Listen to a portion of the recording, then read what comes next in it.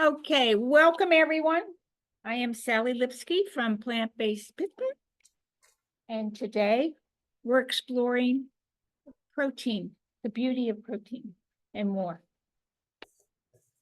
So, yes, we are starting with just looking at your personal 24 hours, what you've eaten. Because as I said, towards the end of the presentation, you're going to be doing something with the food and drink that you've done. You're going to be approximating it. It's for your own use. Okay. So I'll just wait a moment, give everybody a chance to, okay, your memory.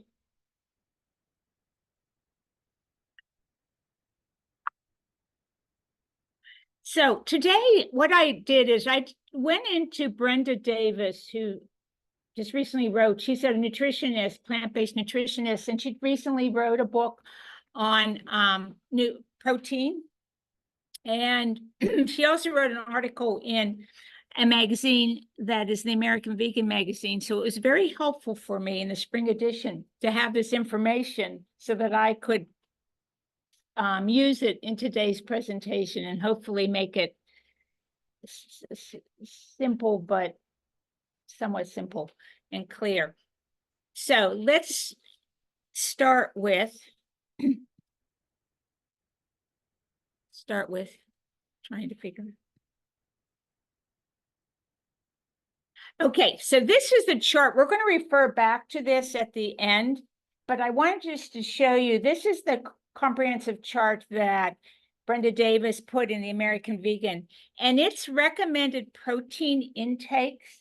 And if you can see, really your protein intakes goes by how old you are, okay? And with a few exceptions, and that the exceptions are really for pregnancy and lactation, and the other one is for really athletes, serious athletes. Let's put it this way, serious athletes. Okay, and those are the two exceptions. And if you look at the grams per day, and if you note, since this is United States have to be the exception, of course, use grams, not kilograms, but you can see that if you look in the second column, who is looking at, obviously infants need a lot of, to their body weight, needs a lot of 1.52 grams per kilograms, and younger children do. And then the other, where it starts increasing if you're for pregnancy and lactation. And then it gets into the older adults, athletes also, but we're going to focus on the where I had it bracketed to the adults. And since so many of our Plant-Based Pittsburgh members are of a certain age, we'll also do the older adults, because I learned something here, which I didn't know. Okay. So as I said, we will be coming back. And then you'll get I'll make a PDF of this and send it to you tomorrow with the recordings too. So I wanted to know, why is it get higher as we age? And Brenda puts down really what she said is, as we age, our ability to metabolize and to absorb the protein becomes less efficient in our body. And I had heard this before, maybe, do we need, I know Gregor had talked about this previously, do we need more protein number? And, you know, so that helped explain it. And the reason also is sarcopenia. You want to reduce it because that's the muscle loss that often happens. Hello, welcome, just have a seat, welcome. That's the muscle loss that often happens with age, and then we also become more frail and bone loss. So that's where the increase, and generally it's for ages 65 and over, of course, it all depends. So what she's represented is for the older adults is that you add, because oftentimes it's older adults who actually can start consuming fewer calories per day. So sometimes the ratio of protein that they need to consume is greater. So she said, that's also another reason to start looking at your meals and your how can you add more protein rich foods in. And wherever you are, she gives. So how can you boost protein? And we will talk more specifically about this later when we look at your meals, but certainly bean, lentil, split peas. I mean, that's oftentimes legume families where it's our go-to for plant-based. But tofu, tempeh, and tempeh is from, if you've had it, some of you, I know you have, it's fermented soy and grains. Edamame and other soy-based foods really bring a lot of protein into our bodies. Seeds and nuts, seitan, that's a form of wheat-based protein, and any kind of the veggie false meats that we can do. This was the interesting part for me, where Brenda Davis said, really start focusing the infants, children that need a greater amount of protein, and the seniors that need a greater amount of protein, start focusing on lower fiber choices. Because you want, of course, it depends on your system too. Yeah. But you want to absorb more of that protein into your body, and we know that what you eat, what your nutritional value is, what you absorb into your body, as not just what you consume. So certainly we always are protein, fiber, we know how important that is, but sometimes over fibering your body also can do the opposite if you're trying to enrich your protein. So fiber stops the absorption of protein as much. Is that why? Well, fiber makes it go out, and you're eliminating, as we know, you're eliminating a lot. Yeah. And some people can tolerate beans and legumes more than others. Yeah, tested that. So, you have to balance that. Of course, you want to add, it's not like you want to avoid it. Right. But, look at how much protein and if you need to. My thought is more fiber will make the problem less because it's filling too. So then you'll end up eating less protein and that's true. The satiation point is good. Yeah, good point. Yeah. The satiation, you reach that point and yeah. Okay. So, and she mentioned some like the plant milks, the tofu, the nut and seed butters, and some of the meat alternatives tend to have a lower fiber than legumes. And then a great choice is the non-dairy milks, and soy and peas, you're going to see, have the highest amount of protein in them.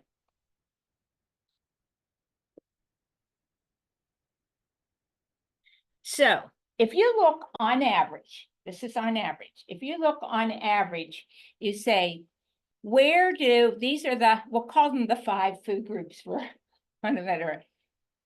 And you look at just your average. So for grains, if you average for a serving of grains, you average is 3 grams of protein. Legumes, 7 grams. Vegetables, 2 grams. Nuts and seeds, 5 grams. And non-dairy milks, yogurts average 4 grams. Okay, and it can vary, as we know, but that's just your average. And then the second row is generally how many recommended servings a day for each of those. And then the total protein that you're going to get then for each type of each of the food groups. And you can see that the grains and legumes are going to be the powerhouses there in regards to protein. So at the very least, it says you're going to get 46 grams of protein daily.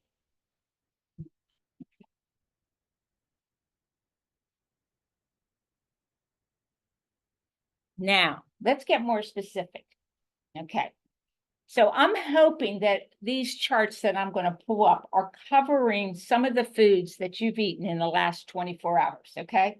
Because what you're going to be doing here eventually is figuring out approximately, those who came in a little bit later, we had everybody, you have time, but everybody wrote down the foods and drinks they've had last 24 hours.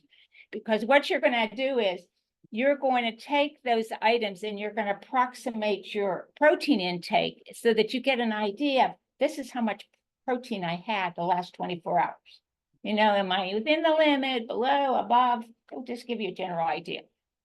So I took some just common grains that, and you can take a look there. And if you notice it right now, like, oh, I had some bread, I had 3 slices of bread. You can say, oh, approximately how much do I have? I had 9 grams of protein, oatmeal, I know I'm getting my protein in oatmeal at least once a day. I love that. Have you had rye flour in your bread or any kind of whole wheat pasta? I just use, so you get a sense there. Look at the difference. So it's really interesting how barley, I didn't realize how high barley I was was. thinking that too, like, Yeah, I love barley too. It's like, I'm going to make some more barley. Yeah. Also, I happen to be at East End Co-op this, today, and I was buying some, lentils. Yes. And just even between the different lentils are very high in protein, so for a half a cup of certain ones, like black and French and red, they were 13 grams. But if you had a half a cup of green or brown, it was only 8 or 9 grams. They're just within the lentil family. I didn't, look Yeah. into them. Yeah. A lot of protein for half. Yeah. Yeah. Okay.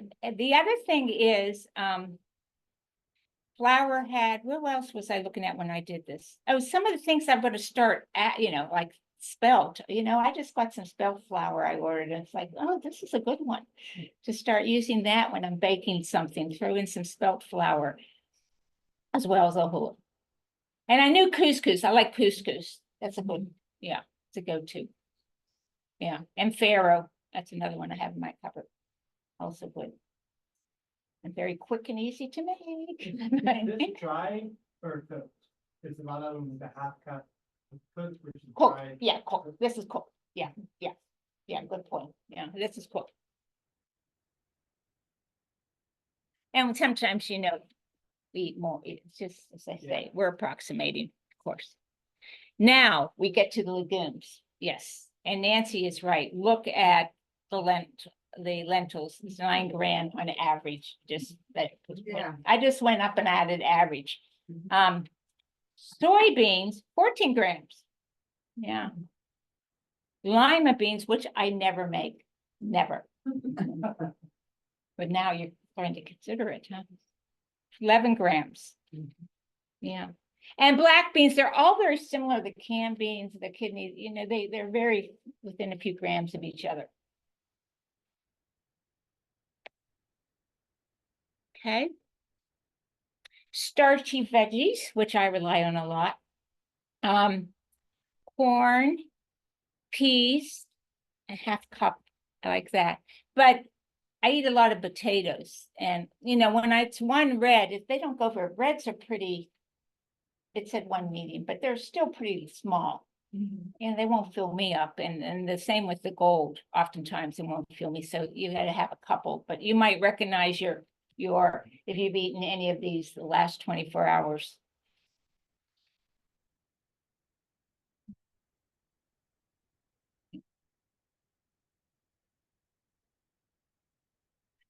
Non-starchy vegetables, I could go on and I just picked and choose. Some of them very little, but asparagus I wanted to put in there because again, I had no idea that asparagus had 4 grams of protein in it.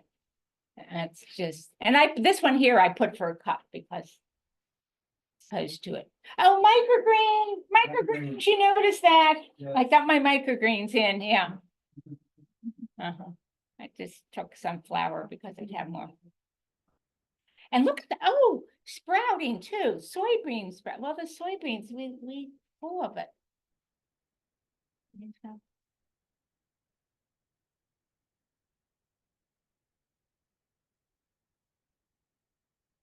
Okay, nuts and seeds.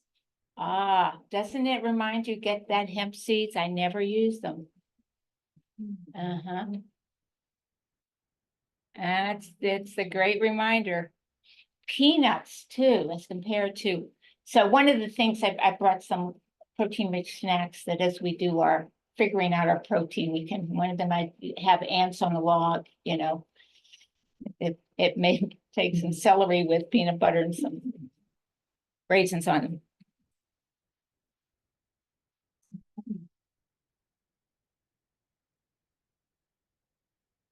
And then I wanted to put some milks so you could see it.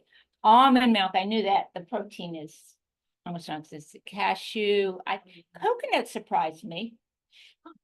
Yeah, I didn't that I knew milk, but again, the pea and the soy, and when I pea, I've never even had, but I have soy at least a cup every day. So versus dairy milk, grams of protein in dairy milk. there are grams of protein in dairy milk are around 8 grams. About- Yeah. So, I don't know, I guess, can you get a soy milk that's calcium enriched? Oh, yeah. Oh, my gosh. Oh, heavens. Yes, I do that every day. I have silk. Yeah, I buy silk. It's actually got a lot of calcium in it. Yes, it does. So it does have a lot of calcium. If you pick the, yeah, the healthy is go with soy milk. And they have organic soy milk. Yeah. Oh, yeah. I mean, that you use I use organic. Yeah. so organic. Yeah. Yeah. Yep. Non-sweetened.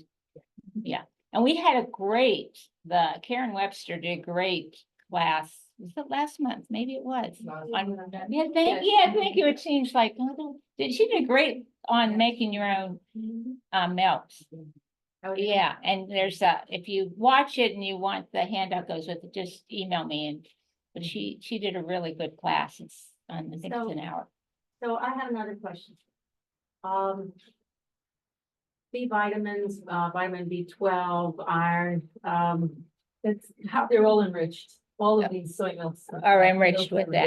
Yeah. Yes, but as far as the other types of protein. Yeah. You know, if you're not drinking the soy milk, but Well, you should be taking a B12 supplement.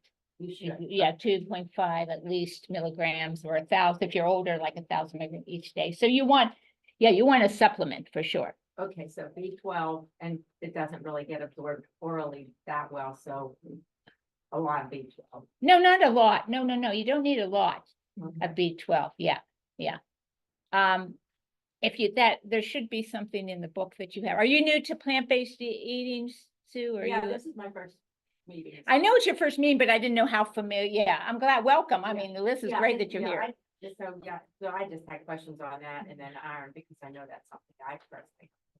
Oh, the iron you get in vegetables. Yeah, I don't supplement. Greens, beans, it's in legumes. Yeah. Vitamin D3. Pumpkin seed. Oh, yeah. Yeah. Okay, good to go. Yeah. Okay. Oh, someone has something to share. Doesn't spinach have a fair amount of protein? Indeed it is. Marcia, because we remember Popeye, those that are old. Okay. Come on. Because to answer that question, where somebody asked, where do you get your protein? You get it from whole grains, legumes, vegetables, nuts. I think spinach is 5. Yeah, that's right. 5 grams of protein. Yes. All these things that you can get so much protein from.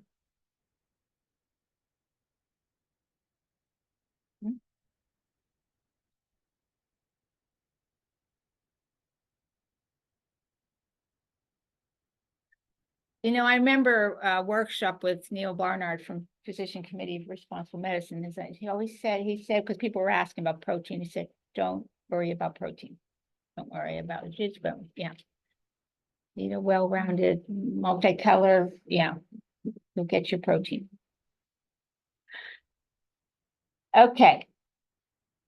Any other questions before we move on to where you're going to do a little work? Okay. So I am going back to this chart, okay, and I'm going to switch, but make sure in this chart, write down where you fall, okay? Write down like for me, it would be I'm an older female, okay? Me, it would be 1.02 to 1.2 grams per kilogram per day, okay? Just write that down. Because that right there, that second column is what you're gonna need to figure out where you should be with your protein.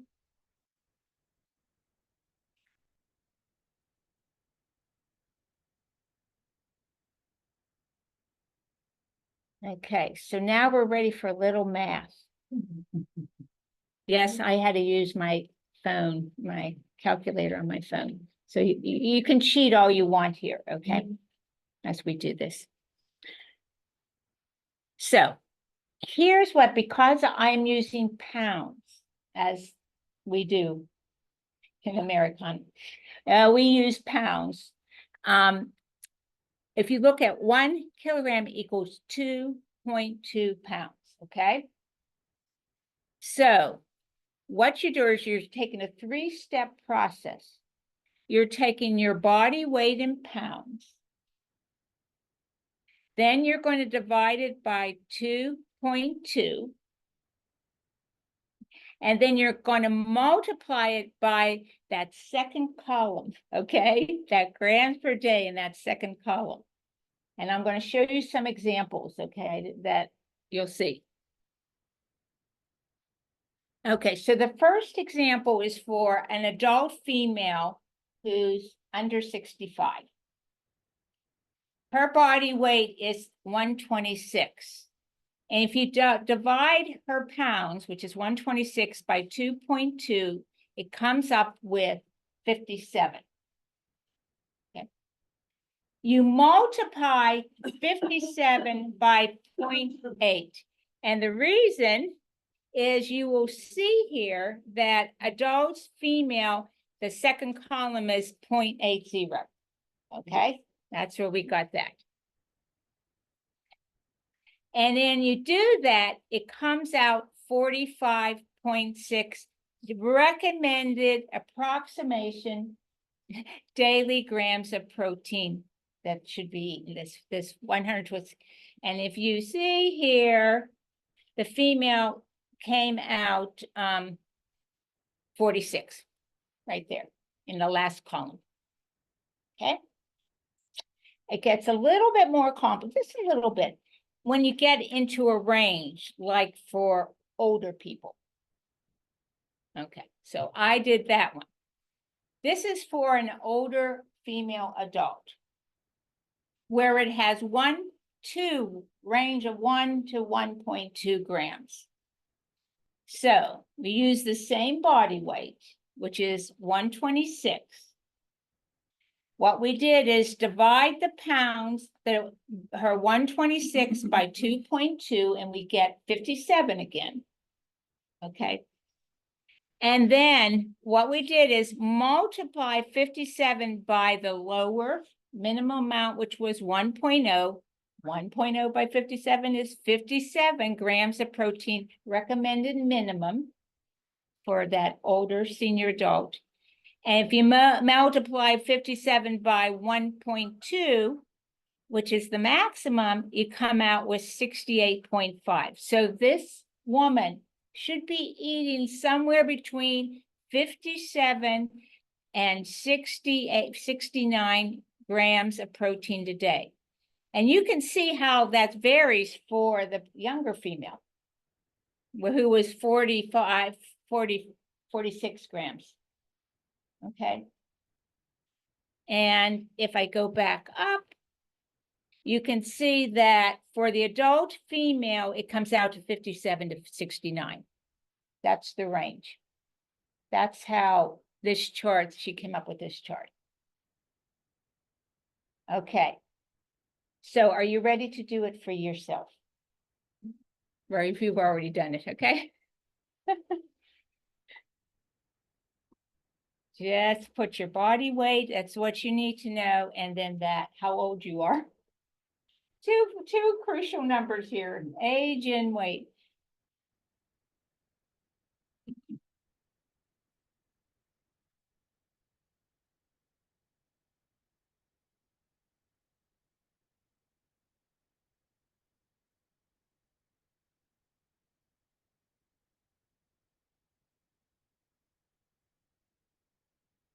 And does anybody need assistance though? We went, okay. Okay. So the next part then is to keep that's your goal. You can keep that, take it home with you. As I said, you'll get this as a PDF tomorrow, so you can study it and redo it or whatever. But the interesting part is to look back the last 24 hours. And look back at that list that you had there of what you ate and get an approximation. And I put some. Terry West, who runs the Plant-Based Pittsburgh South meeting, made a chart in January about some common grains and legumes and soy. So I added this also. You can, on your phone, just put what, half cup seitan, and it will come up. Artificial intelligence will get it right up there, the protein. But this will be for now, if you want to just look at this chart. And then I have another one on some more food groups, pasta, nuts, seeds. And just if you have something that you've eaten in one of these 3 categories, just jot down how many grams of protein you ate for each one.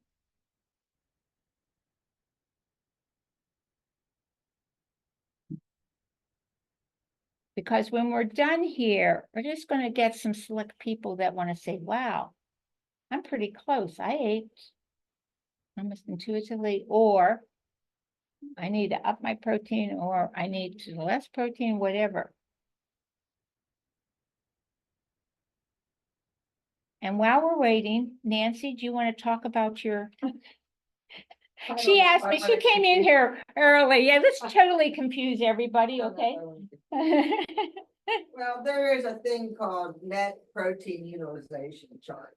And what it's saying is, let's say you had a scoop of whey protein powder and it was 20 grams of protein. And the net protein utilization says that if it's whey protein, you get 100% of what that number is. So your body can utilize. So you're put 20 grams of whey protein in your body, you get 20 grams of protein in your body. But it was saying that for like some of the beans and lentils and stuff, like it might not be that 100%, it might be 60% or 70%.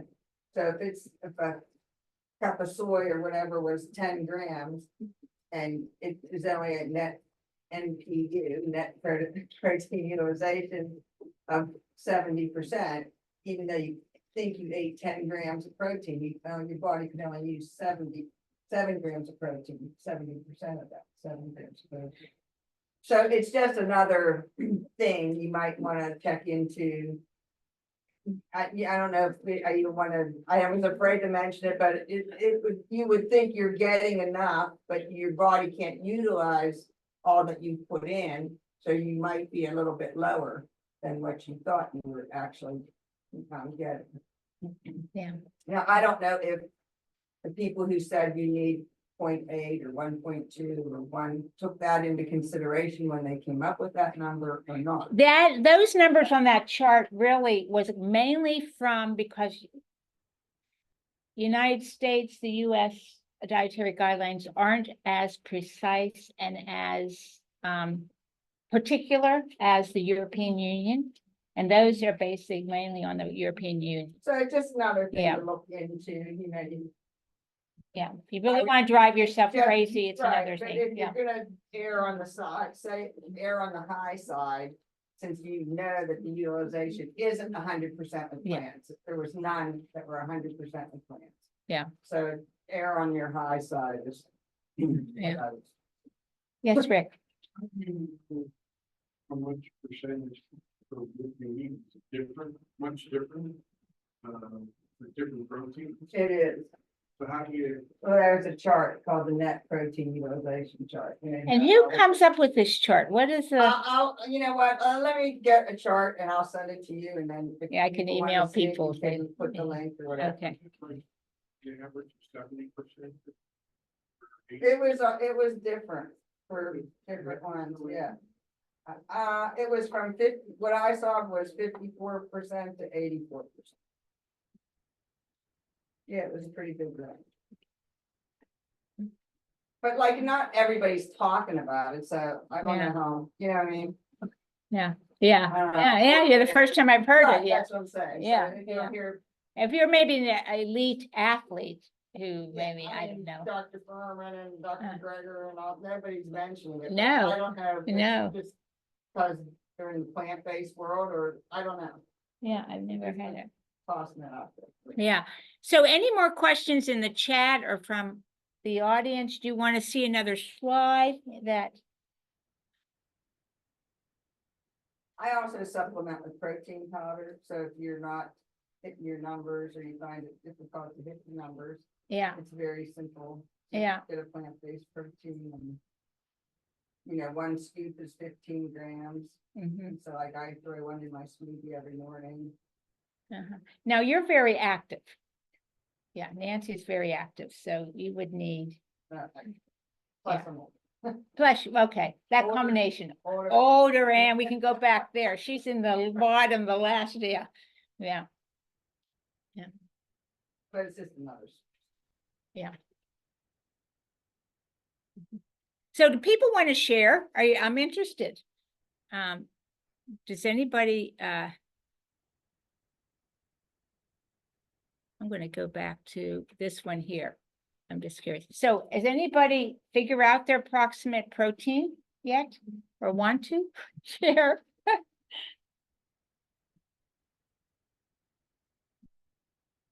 Yeah, go ahead. I figured mine out. It's hard to believe. I don't think I can even get this much, but that, you know, again, I'm a little overweight, but I come out with 145 to 174, you know, for the range. Really? 145, 140, 174. Again, just looking at what you put up on the Yeah. charts, I'll have to be doing a lot more eating than I even do now. I guess I have to go home. I think I'm gonna go chart and see what I actually do put in my mouth during the day and Yeah, how that, you know, where that gets me, because I have a hard time remembering what I had yesterday. I know, we all do, you know, unless it's the same, you know, I would know what I have for breakfast every day because it's the same darn thing. Yeah, yeah. I had more than what I was required, because again, Yeah, okay. Yeah. So you would be, Could you flip back to the last chart you had up? sure. No, that, yeah.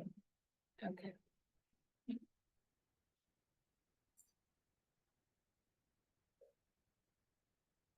I think it's a good question on that, too. Down on the soy, Yes. it says tofu and most of it's listed as raw. Does that mean, does it change when you do something like when you cook it or when you fry it or do something with it there? Is there anything to think about when you're? No, I don't think so. I think that's just looking at the amount. Oh. okay. Yeah. Because you know, what's like, Any addition, any seasonings or any. yeah, and it's just, you know, some things like vegetables, they tend to shrink when you're, yeah. Okay, yeah, okay, it doesn't change when you. Yeah, actually, no. you know, try. No. Mhm. How many charts before this were from the beginning? When this first started, I missed the first few minutes. Oh, you'll get it. Yeah, you'll get it. Yeah. Yes, Rick. Amino acids, this is- you mentioned not getting enough amino acids here. You know, even though you may have protein, My understanding is you don't have to worry about amino acids. Because you'll be getting this with the well-balanced, plant-based diet, the protein there.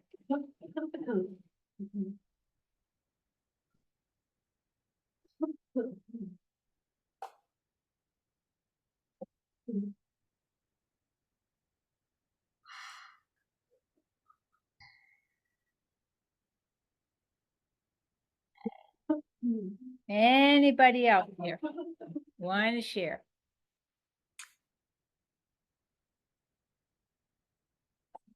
Sally, this is Marcia.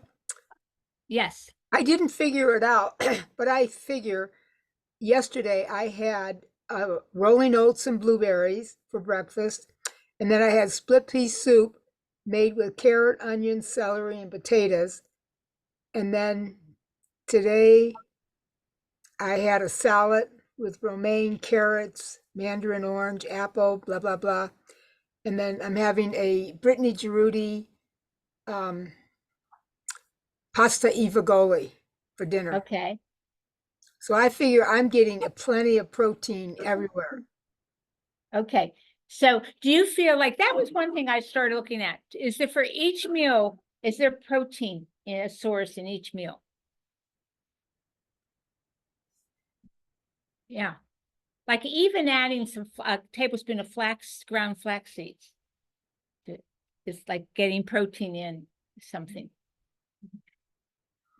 When I made this bean dip that you're going to try, the recipe called for me amino acids, but I put in miso because you're getting extra since we're on the topic of protein.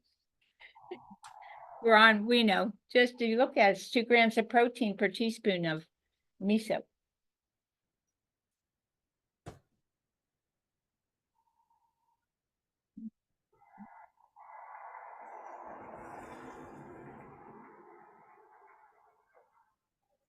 Okay, if there's no more questions or comments, for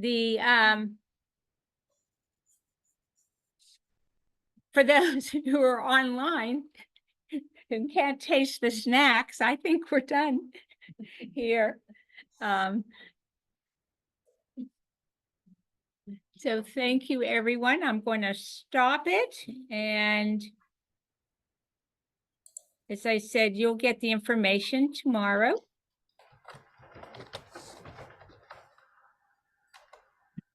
Okay. And now I can see everyone. Hello. Well, I can see some people. Yeah. Hello. Well, Phil, it's good to see you there. Marcia, Jill. Hello. Hello. This is Vivian. great. Thank you Okay. so much. You're welcome. Bye-bye. Bye-bye.